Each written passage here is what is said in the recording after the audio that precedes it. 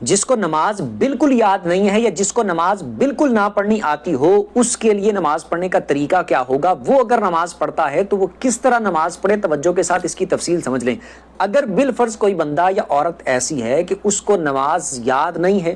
یا صحیح طریقے سے یاد نہیں ہے یا نماز کا طریقہ صحیح طریقے سے اس کو نہیں آتا، تو ایسی صورت میں بھی اس کو نماز لازمی طور پر پڑھنی ہی چاہیے۔ اگر بالفرض کچھ بھی نہیں کر سکتے، کم از کم اس طرح اللہ اکبر کہہ کے ہاتھ باندھ کے تو کھڑے ہو سکتے ہیں۔ جیسے مرد حضرات ہیں، جماعت کے ساتھ نماز پڑھنی ہے تو اللہ اکبر کہہ کے امام کے پیچھے کھڑے ہو جائیں،